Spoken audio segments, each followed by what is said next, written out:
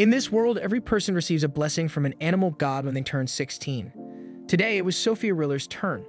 She was called to the front of her classroom to receive hers. Nervously, she walked forward, trying not to trip. In her head, she thought about all the different blessings she might get. Each one was special and strong in its own way.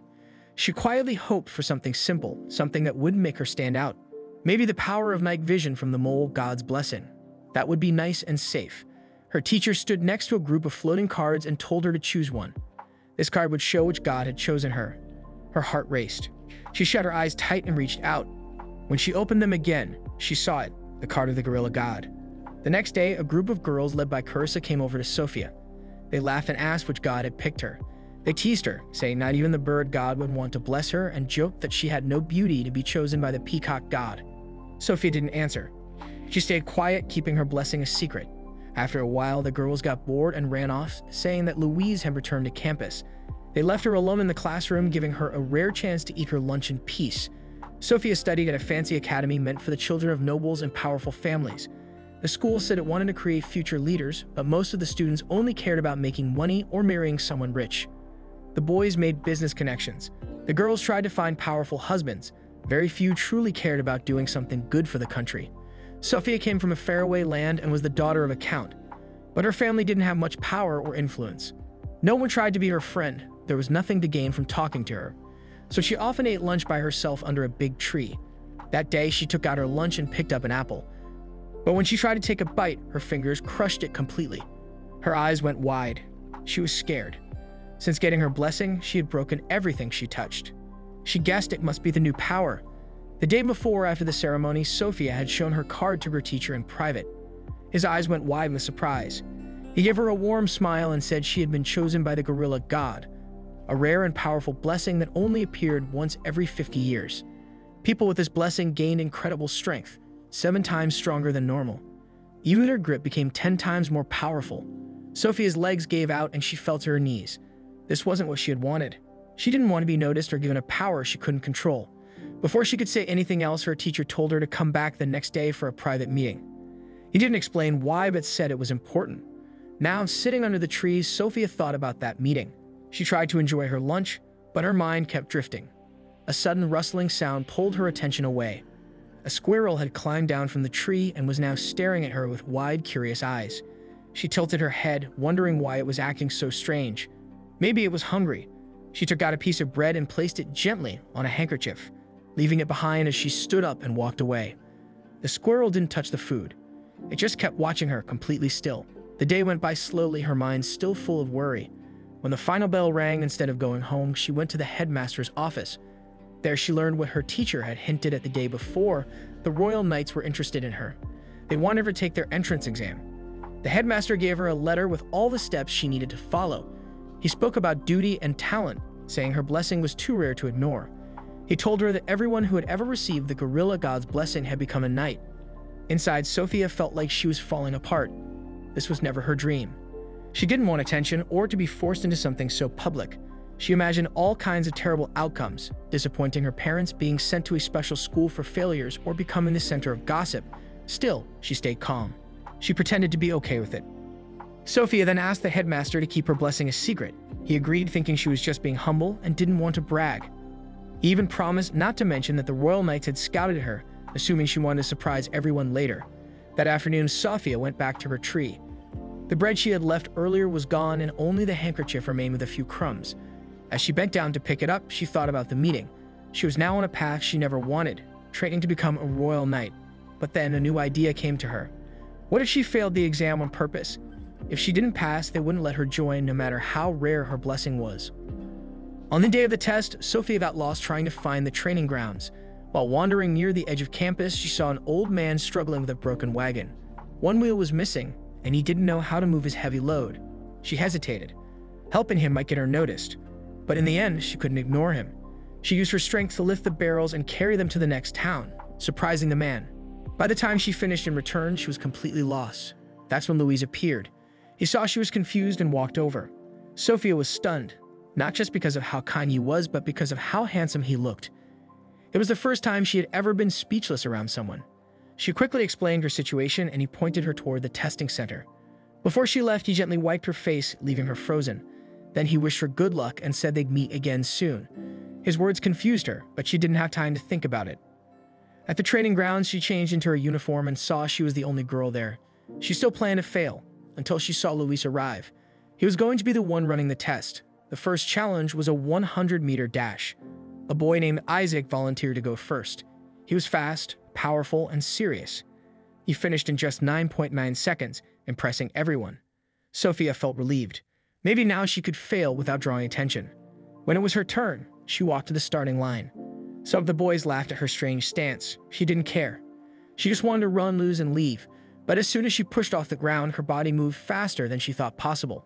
The gorilla god's power took over. She flew down the track and crashed straight into the wall at the end, breaking through it. Everyone stared. The whole place went silent. Even Sophia stood frozen, shocked. For a moment, she had actually enjoyed it, letting herself use the power, and that realization scared her. The next test was rappelling down a tall tower. When she reached the top, the dizzying height made her stomach turn. The group hesitated, unsure of who should go first, until a boy named Eddie volunteered and even did a flashy flip on the way down. Then Sophia noticed Isaac standing off to the side, pale and tense. He admitted he was afraid of heights. She offered to go with him, promising to go first so she could catch him if anything went wrong. Touched by her kindness, Isaac smiled, but halfway down, a strong gust of wind hit. Isaac lost his balance and his safety gear snapped. Sophia acted without thinking. She grabbed him midair, trying to hold on, but the force ripped the anchor from the wall. They both fell. In the air, she turned, cradling Isaac tightly in her arms, and landed hard but safely, sending up a cloud of dust. Louise, watching nearby, looked stunned. Isaac, with tears in his eyes, thanked her. Whispers spread quickly about her bravery until Louise stepped in, quieting the crowd and reminding them the test wasn't over. Then he helped Sophia up and walked her to the infirmary. There, he noticed her injured palm and began cleaning it. He commented that the wound should have been much worse, considering the fall, and praised her strength, teasing that Isaac was probably already in love with her. Sitting quietly, Sophia found herself staring at Louise's face. She had always thought he was handsome, but up close she noticed even more: his long lashes, smooth skin, and the calm way he moved. When he looked up and caught her gaze, he gently asked if she was in pain. Startled, she quickly said no, flustered. She hadn't meant to stare and now felt embarrassed. Louise chuckled softly, a warm, easy sound that surprised her. In that moment, he seemed younger than she'd imagined, his usual seriousness replaced by a boyish charm. When she thanked him and tried to pull her hand away, he didn't let go. Instead, he held it gently between both of his hands, and the quiet warmth of the gesture left her speechless. The unexpected gesture caught Sophia completely off guard. She felt a little uncomfortable as Louis gently touched her injured hand. Clearing her throat, she softly called his attention. Louis blinked, clearly unaware of what he had been doing, and quickly pulled his hands away, looking embarrassed. It was a small thing, but Sophia noticed the slight change in him. His usual calm and polite expression slipped for just a moment, and she found herself quietly amused to see this rare, unguarded side of him. But that moment didn't last long. Louis quickly shifted the conversation, asking about her unusual strength and why she decided to join the night exam in the first place. Realizing that he might be asking too much, he quickly stopped himself, keeping any further questions to himself. He returned to his usual polite manners and simply offered his hand to help Sophia stand up. As they walked back to the training grounds, Sophia noticed that many of the examinees were already locked in mock battles, swords clashing in a flurry of movements. It became obvious that while she had been resting in the infirmary, the others had moved on to the next part of the test, and she had completely missed it. Her heart leaped with a flicker of hope. Maybe missing the test would mean she failed automatically, but that tiny hope was quickly replaced by a pang of disappointment. If she failed, she might never see Louis again. Sophia forced herself to stay calm. She reminded herself that Louis lived in a different world from hers. Later, Louis officially announced the end of the tests. The examinees began to leave, their voices full of either excitement or frustration. Sophia stayed behind, hoping for some kind of closure. Louis walked up to her and gave her a calm nod, thanking her for her bravery during the repelling test. Just then, Isaac came running over, clearly relieved to see her safe. His eyes teared up as he checked her injuries, still feeling thankful to her for saving him. Louis smiled faintly and reminded Isaac to properly thank her. He also praised Isaac's speed, saying it would be a great strength for a future royal knight. After that, Louis left. As Sophia and Isaac walked home, she grew curious and asked about Louis. Isaac happily shared what he knew. Louis came from a long line of royal knights, many of whom had been captains. It was almost certain that Louis would become a captain too. He had the leadership skills and the humility needed to lead. Despite his high status, he was kind and down to earth, earning respect from even the top elites. Sophia listened quietly. A feeling of envy grew in her chest. Isaac had such big dreams to be like Louis, to live with purpose. Meanwhile, she had no dreams like that. Her strength felt strange and out of place, like it was meant for someone else who knew how to use it properly. Sophia's thoughts were interrupted when they spotted Eddie a short distance away. He was cornered by a group of boys who were teasing and insulting him, saying he wasn't fit to be a knight because he was the son of a mistress. Sophia hesitated, not wanting to get involved. But her conscience wouldn't let her walk away. Eddie didn't deserve that treatment. She glanced at Isaac. Without needing words, they understood each other. Together, they walked toward the group, pretending that Eddie had agreed to walk home with them. The bullies laughed at the excuse, clearly not wanting to let Eddie go. Then one of them recklessly threw a punch at Sophia. But before it could hit her, Isaac grabbed the attacker's wrist in midair. Isaac was furious. A future knight raising a hand against a girl was something he couldn't forgive. Meanwhile, Eddie had already knocked out another bully from behind, sending him flying to the ground. Chaos broke out. Eddie and Isaac started fighting the group. Sophia just stood there, frozen with wide eyes, caught between amazement and disbelief. One of the bullies noticed her standing still and grabbed her wrists, trying to twist it painfully. But to Sophia's surprise, it didn't hurt at all. Without thinking, she reacted. With just a flick of her arm, she threw the bully across the clearing and into a tree. Everyone stopped fighting and stared at Sophia in shock. Trying to calm things down, Sophia quickly told everyone to stop and leave. Soon after, Sophia, Isaac, and Eddie walked home together quietly. The bullies had already picked up their injured friends and ran away without saying a word. Eddie joked that it was obvious Sophia had been blessed by the gorilla god. He said her amazing strength during the exam, especially outrunning Isaac, the fastest boy in the country, made it impossible to hide. His mood turned serious as he scolded Sophia for not realizing how lucky she was. He explained that the gorilla god's blessing gave her incredible strength. Even though he was annoyed, Eddie still thanked Sophia sincerely. Without her, they could have gotten seriously hurt. Isaac, still cheerful and friendly, officially reintroduced himself and said he hoped they could become close friends. He told the story of how he got his blessing from the dog god. Eddie didn't say anything about his own blessing. Sophia, feeling a little shy, told them her real name and asked for one favor: to keep her blessing a secret. Both boys agreed right away without any questions. When Isaac found out they were all 16 years old, he said it must be fate. He grabbed their hands and raised them into the air, dramatically declaring the start of their friendship. Even though Sophia smiled, deep down she felt guilty. She still planned to fail the path to knighthood, which meant she might have to leave her new friends behind. The next day at school, the headmaster called Sophia into his office. He told her she passed the exam even though she missed one test. Her other results were good enough. However, she would now have night training after school while still attending her regular classes. Later that day, back in class, the teacher introduced 2 new transfer students. All the girls gasped when Isaac and Eddie walked into the room. Sophia's eyes widened in shock. She tried to hide, but Isaac quickly spotted her and waved, calling out her name. Sophia gave a small, awkward wave back. All the other girls turned to stare at her, whispering among themselves. Sophia knew her quiet school life was officially over. During a break, Sophia pulled Isaac and Eddie aside into a quiet corner of the garden. She begged them not to tell anyone that she was a junior knight.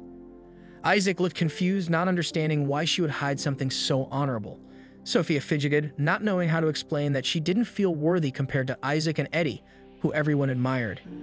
Even though they didn't fully understand, both boys agreed to keep her secret. As they walked back through the courtyard, they heard noise near the school gate. A large group of girls had gathered, whispering and trying to see something. Curious, Sophia, Isaac, and Eddie peeked through the crowd and saw Louis standing calmly in the middle. As soon as Louis saw Sophia, he called out her name. The crowd went silent and dozens of girls turned to glare at her. Sophia's heart sank. Louis walked over and congratulated Sophia, Isaac, and Eddie for passing their exams. But before he could say more, Sophia panicked. She covered his mouth with her hand to stop him from speaking. In her rush, she forgot about her strength. Embarrassed, she quickly let go and apologized. Louis just laughed it off and asked if her hand was okay. Isaac and Eddie joined them, and Louis warmly offered his help if they ever needed it. While the boys chatted, Sophia's mind wandered. She realized she had never really noticed Louis before. Now she could feel everyone's stares burning into her, especially Carissa and her group. Back in class, Carissa and her friends cornered Sophia, demanding to know how she knew Louis, Isaac, and Eddie. Sophia tried to downplay everything, saying they weren't that close, but the questions kept coming, harsher each time. In desperation, Sophia said Louis was still outside. The girls rushed to the windows, giving Sophia a chance to escape. She ran to the cafeteria, feeling both relieved and exhausted. She grabbed a simple meal, just a bowl of soup and a couple of sandwiches, and found a quiet corner. But her peace didn't last. Isaac and Eddie found her quickly, sitting with trays full of food. They complained about all the attention they were getting, not realizing how much trouble it caused Sophia. They liked the spotlight, but Sophia had become a target for jealousy. Isaac noticed her small meal and tried to share his food, but she politely refused. She didn't want to draw more attention. Suddenly, they noticed someone walking toward them, Louis. Calm and confident, he carried a brown paper bag and went straight to their table. He greeted them casually and sat next to Sophia, ignoring all the stares from the cafeteria.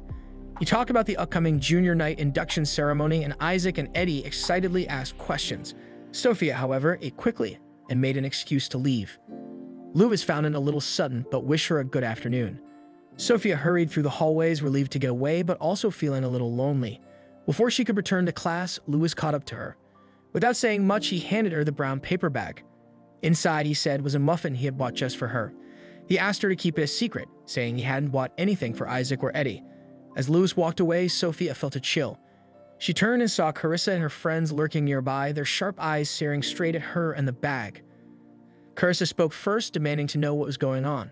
Sophia froze, realizing her peaceful school life was truly over. During night training, Sophia's friends start to worry because she seems distracted. They don't know that she's still upset about what happened earlier. A group of fans of Louis had shown up at her dorm, asking about her relationship with him. To avoid trouble, Sophia lied and said she and Louis had known each other since childhood because their parents were friends. One of the girls, Carissa, accepted this answer but still called Sophia unrefined. That word stuck with Sophia all day. Even though Sophia managed to calm the situation, she couldn't stop thinking about what Carissa said. She started believing it was true. She thought about how she had always been messy, taller than most girls, and skinny. Now with the gorilla god's blessing, she was even stronger than before. It made her feel even more out of place. Compared to Louis, she thought she wasn't anything special. She believed girls like Carissa had more reason to feel jealous. Someone like her didn't deserve Louis' attention at all. Her thoughts were interrupted when Grandmaster Ernst arrived. He gathered everyone and congratulated them for passing the night exams and being willing to serve the kingdom. He reminded them that knights should always act noble and look proper. Anything less would bring shame to the knights. His words made Sophia anxious. Everyone else looked proud to wear the knight title, but she felt like she didn't belong. Then Grandmaster Ernst pointed out her messy bangs in front of everyone. Sophia froze, shocked and embarrassed. That night, she stood in front of the mirror and tried to fix her bangs. But her attempt made things worse. The bangs turned out uneven, and she accidentally broke the scissors because of her super strength. The next day, she went into the royal capital to find a real hairdresser. The city plaza was full of life, but she ignored it, focused only on her hair problem. She stopped in front of a bakery, distracted by a strawberry tart in the window. That's when she heard a familiar voice. It was Louis. He was surprised to see her in the capital. Embarrassed, she quickly tried to hide her bangs. When Louis said he knew the city well, she asked if he could take her to a hair salon. Louis agreed and led her through the streets until they arrived at a small, quiet salon.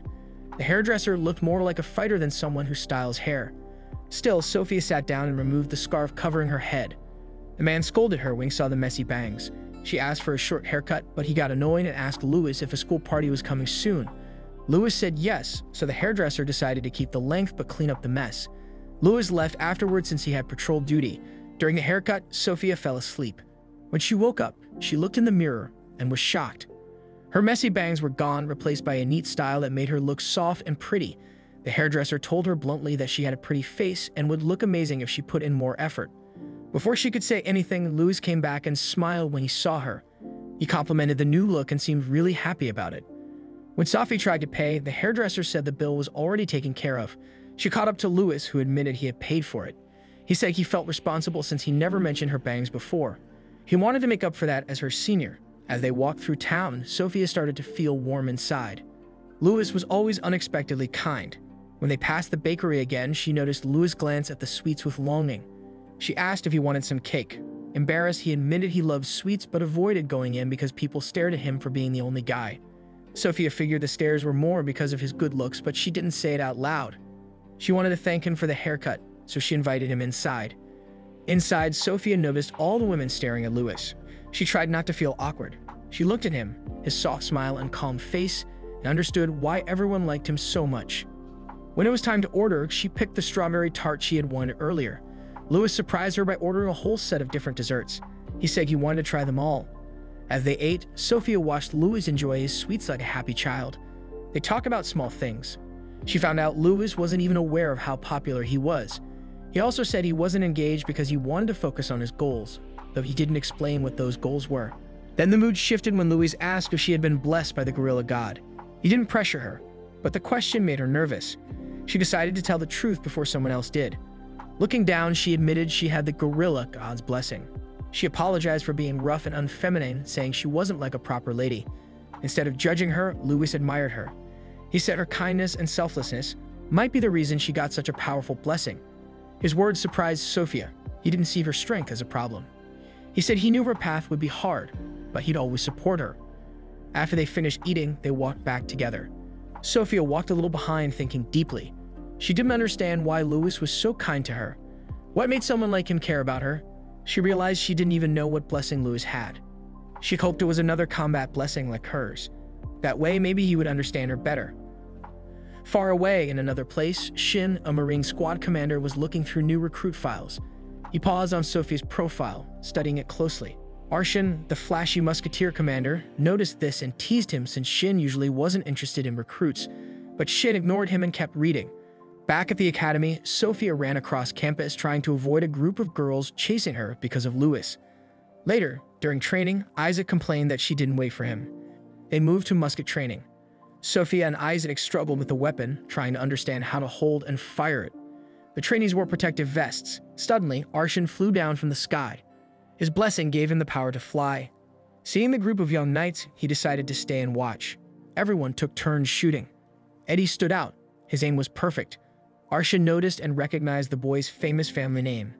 Then it was Sophia's turn. She aimed carefully but accidentally broke the musket in half. Arshin laughed loudly instead of getting angry. He told her he already knew about her blessing. Sophia was shocked. Only a few people were supposed to know. At the end, Arshin gave a show. He flew into the air, looked at all the targets, and fired with perfect accuracy.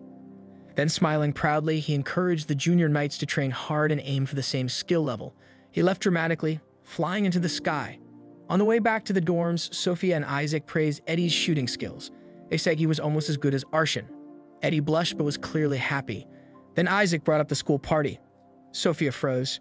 She had forgotten about it. When Isaac asked what kind of dress she'd wear, she panicked inside. She didn't have a dress and didn't even want to go, but she didn't say anything. Meanwhile, the commanders were having a meeting. The topic turned to Sophia. Arshin said he wanted her in his squad because of her powerful blessing. Shin disagreed, saying she wasn't the right fit for a team that needed precision. Their argument didn't last long, though. They both agreed to drop it for now and go grab something to eat. That marks the end of today's anime recap. If you enjoyed the video and want more of it, please support the channel by leaving a like and subscribe. Let's help us reach a current goal of 10K subscribers.